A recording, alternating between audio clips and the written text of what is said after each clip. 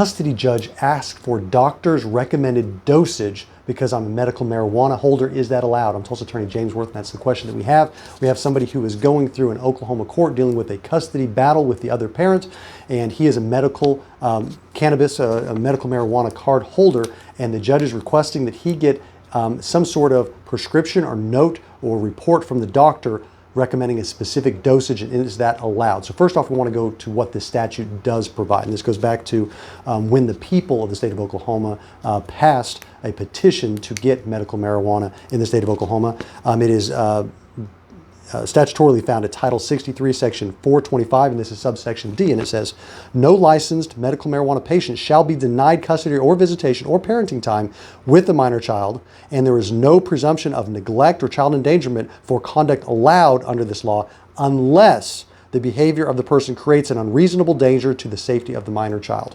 So first off, what this says is that just because you have a medical marijuana card, that cannot be used against you by itself. You cannot be denied custody, visitation, any of those rights just by having a card. However, it does not go beyond that to say that because you smoke marijuana or because whatever, that you're protected on that. So it's important to know what powers the courts have. If you're going to a district court regarding an issue of a custody battle, the court has to determine the best interest of the child, and that is not something that's easily defined. Because of that, judges have wide discretion in determining what is in the best interest of the child. And there's a specific out here that says, unless the behavior of the person creates an unreasonable danger to the safety of the minor child. So what would the court find to be unreasonable danger to the minor child?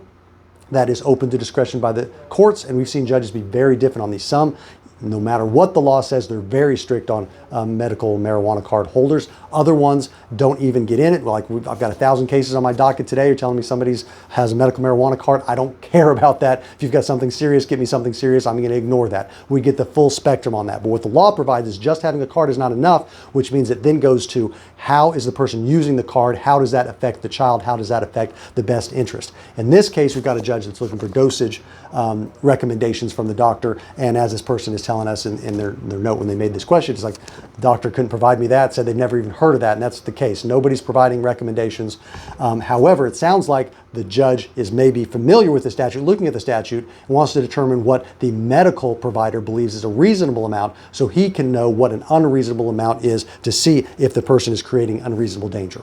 Obviously, if you've got a dosage of medication and that's recommended and you're going way beyond that, well, then that could be an unreasonable danger to yourself and others. Maybe that's what the judge is trying to do here. So the law does protect you as a holder of a license. However, it does not stop there. The court can look into the best interest of the child as it relates to how you are using cannabis legally in the state of Oklahoma. And if they believe that it's an unreasonable danger to the child, then they are required to act on that, to act in the best interest of the child. So it can be a complicated issue.